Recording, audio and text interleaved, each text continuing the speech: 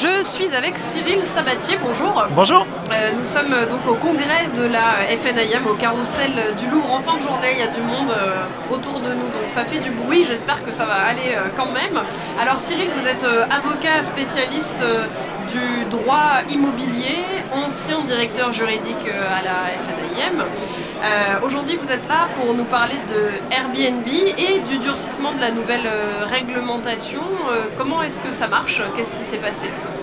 Alors, je ne sais pas si on peut parler de durcissement de la réglementation en réalité, parce que la réglementation, elle est là depuis un certain temps.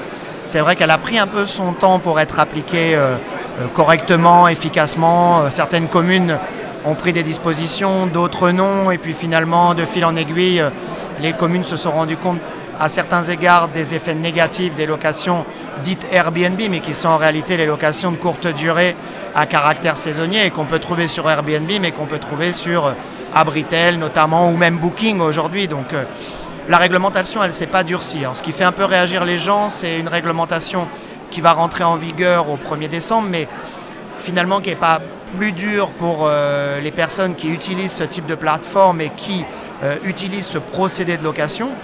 Mais si ce n'est qu'à partir du 1er décembre de cette année 2019, les communes vont pouvoir interroger et récupérer des informations de la part de ces plateformes pour faire en quelque sorte un contrôle qu'elles se contentaient de faire aujourd'hui sur le terrain, c'est-à-dire difficilement, avec un manque de moyens forcément devant l'ampleur. Mais il n'y a pas eu un durcissement. C'est vrai qu'on a l'application de la réglementation qui est de plus en plus suivie et drastique, avec des obligations d'enregistrement ou de changement d'usage selon les communes. Mais là, ce qui change, c'est un pouvoir de police, si je puis dire, ou de communication des communes à l'égard des plateformes pour récupérer les informations et faire en sorte de vérifier que tel propriétaire est bien conforme à la réglementation, qu'il s'est bien enregistré, au besoin qu'il a fait son changement administratif, d'usage, etc. Voilà. Et qu'est-ce que ça va changer, ça? Encore plus de contrôle des communes qui vont vouloir vérifier que les obligations sont bien respectées par les propriétaires bailleurs, qui sont limités notamment, tout le monde a à l'esprit la durée de 120 jours de limitation. Voilà, c'est un moyen pour les communes notamment de contrôler le respect de cette réglementation. Mais est-ce que ça va baisser le nombre de logements mis sur Airbnb selon vous, ou est-ce que... Je ne sais pas si ça va impacter. Alors je pense que là tout le monde est un peu attentiste, en tout cas les propriétaires se posent des questions. Alors il y a deux types de propriétaires en réalité. Il y a le propriétaire bailleur qui louait son appartement et qui à un moment donné s'est dit finalement c'est peut-être plus rentable de passer en Airbnb, de faire du saisonnier, et donc qui a basculé et qui, lui, s'il n'est pas confortable avec la réglementation Airbnb, dite Airbnb, n'aura pas de mal à faire un retour en arrière.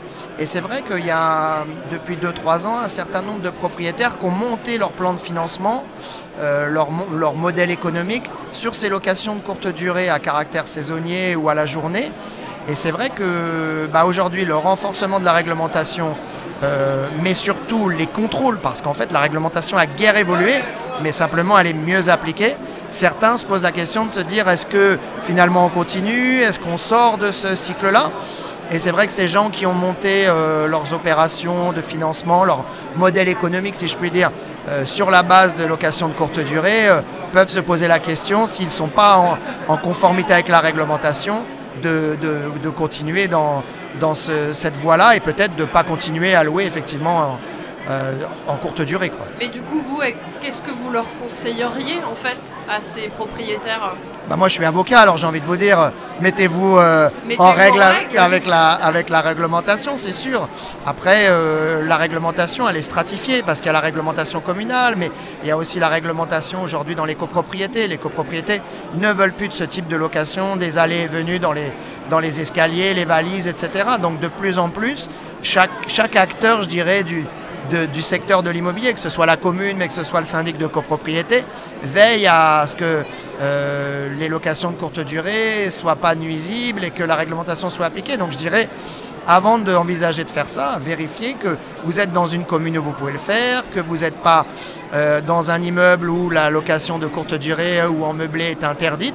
Voilà, donc veillez à respecter la réglementation, parce que c'est vrai que monter un modèle économique sans avoir pris le soin de vérifier l'encadrement juridique applicable, après c'est sûr que faire marche arrière, c'est un peu plus compliqué. Merci beaucoup Cyril Avec Sabatier. plaisir.